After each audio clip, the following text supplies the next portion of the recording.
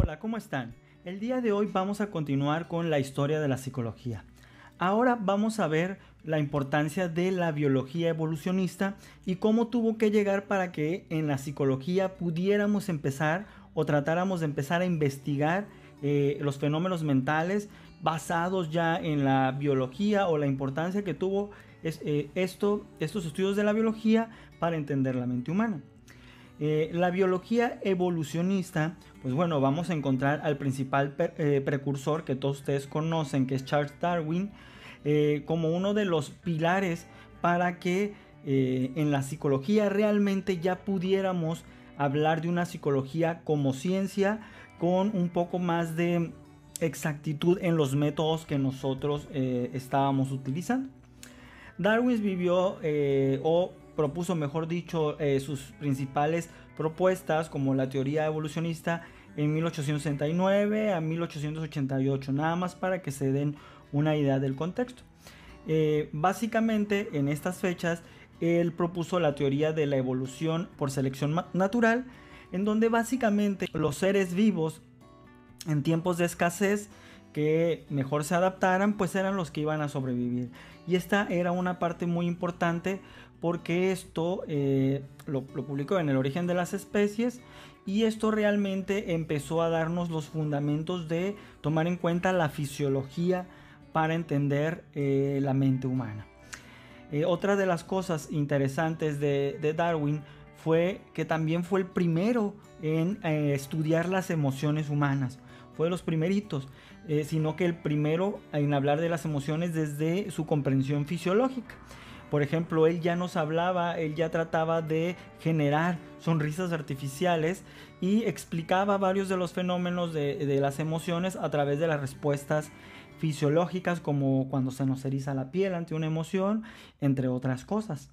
Entonces Darwin fue un precursor muy importante para empezar ahora sí a darle específicamente a la psicología herramientas y teorías para entenderla desde esta fisiología.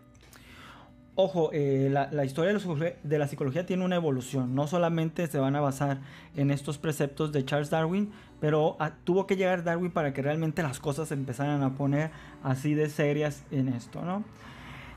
También a la par hubo otra persona que era Thomas Huxley, que también se le atribuye algo muy parecido a esto de la teoría de la adaptación o a la teoría de la evolución por selección natural, mejor dicho.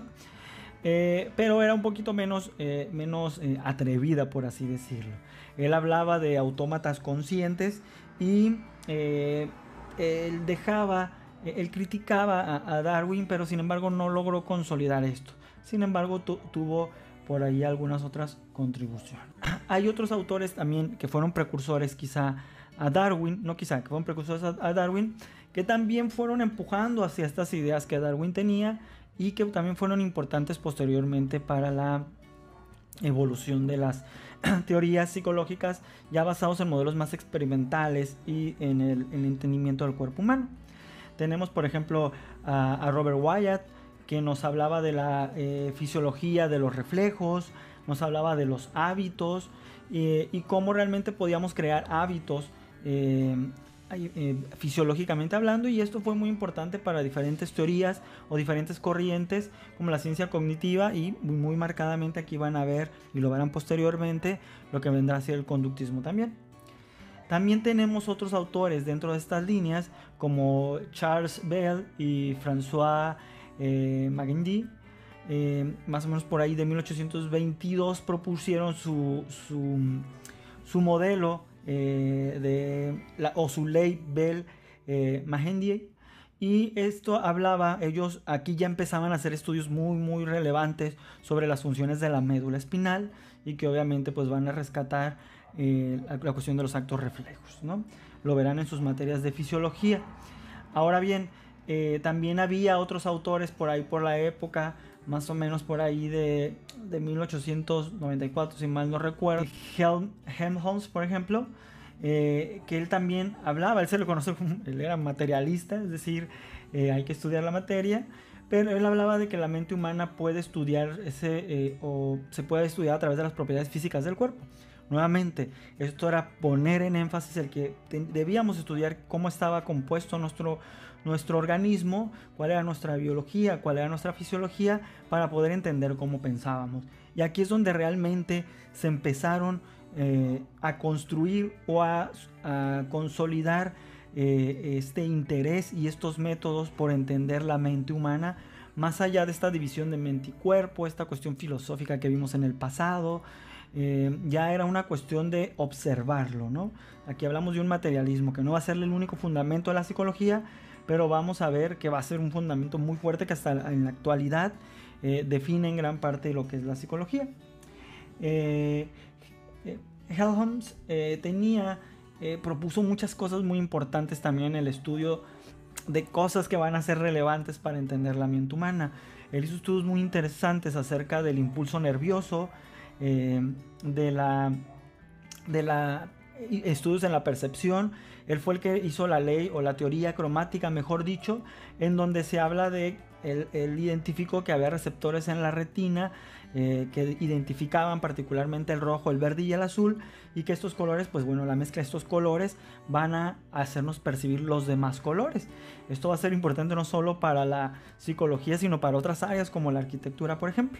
Y también en la fisiología, aquí pues vamos a tener una identificación muy clara posteriormente sobre los conos y los bastones, que es una cosa que van a ver ustedes en teoría, en sus materias de fisiología. Y también él nos propuso algunas cosas, explicó cómo funcionaba la visión binocular. Esta visión que nosotros tenemos de cómo necesitamos los dos ojos para enfocar y conformar o poder ver lo que es la imagen, ¿no? Todo esto nos va a llevar, por ejemplo, en el impulso nervioso, a posteriores estudios que van a hablar después otros autores, donde vamos a identificar ya las neuronas y los procesos de sinapsis, que son los procesos básicos con los que se comunican nuestras neuronas. Entonces, esta parte va a ser muy muy importante de la biología evolucionista, y bueno, como les decía, va a darnos un marco dentro de las ciencias naturales. Es decir, la psicología se pone en un escaparate o en un el microscopio, en donde ya podemos empezar a observar cómo funciona nuestro organismo para procesar estos pensamientos y estas emociones, y empezar a consolidarla ya realmente como una ciencia. Y bueno, principalmente va a permitir traer los fenómenos mentales al mundo de la realidad, sobre todo de la realidad observable, y pues posibilitar su estudio con base en la investigación científica. Esta es la primera parte de lo que vamos a ver, biología evolucionista. En la siguiente lección vamos a continuar con esto de la biología evolucionista, y vamos a ver cómo otros autores ya empiezan a consolidar lo que ustedes ya van a conocer como las bases o los fundamentos de la psicología. Entonces, hasta aquí creo que vamos bien. Espero que vaya quedando todo muy claro. Les dejaré las actividades pertinentes a esta lección y las lecturas. Y espero que se encuentren bien y espero verlos pronto. Cuídense mucho. Nos vemos. Bye.